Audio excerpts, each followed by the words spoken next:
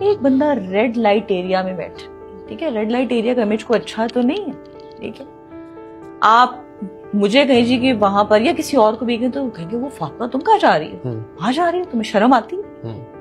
ہیرا منڈی میں تو لوگ ناراض ہو جاتے ہیں کہ ادھر کدھر اللہ کی بات کر دی، ہم تو ایک بندہ وہاں عیاشی کرنے آیا ہے، آگے مولوی بیٹھا ہوا ہے، وہ تو کوٹھے میں نہیں آئے گا اس پہ، ٹھیک ہے۔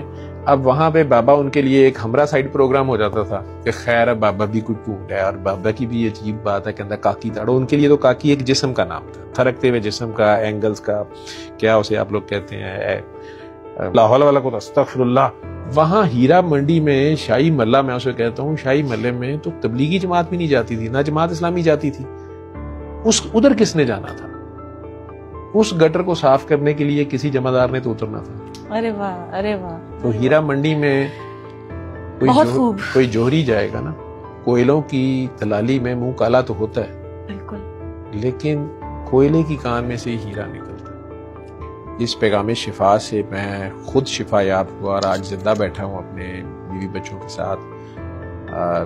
26 سال پہلے I have to die and die a miserable death، جب سب چھوڑ گئے ہوئے تھے، پیر کاکی تاڑ کے نام سے، پیر آف کنجر شریف، پیر آف ہیرا منڈی کے نام سے، انہوں نے انٹر ہوتے ساتھ کہا پاگل ڈاکٹر ہے۔ تو مجھے بڑا عجیب سا لگا کہ یہ گریٹ کرنے کا کیا طریقہ ہے، اور لیکن آج یہ نام بڑا پیارا لگتا ہے۔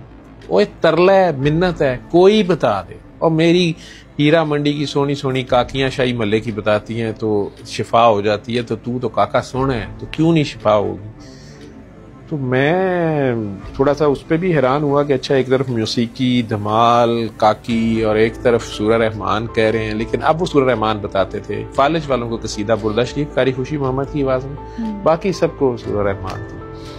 تو ثابت یہ ہوا کہ بیماری یہاں ہوتی ہے، بیماری سوچ میں ہوتی ہے، سوچ بیمار ہوتی ہے، پھر آپ کا جسم بیمار ہو جاتا ہے، آپ کی روح کمزور پڑتی ہے۔ جس وقت روح غیر اللہ میں مشغول ہو جاتی ہے، اللہ کو بھول جاتی ہے اور غیر اللہ کے پیچھے جاتی ہے، تو جسم کمزور ہو جاتا ہے۔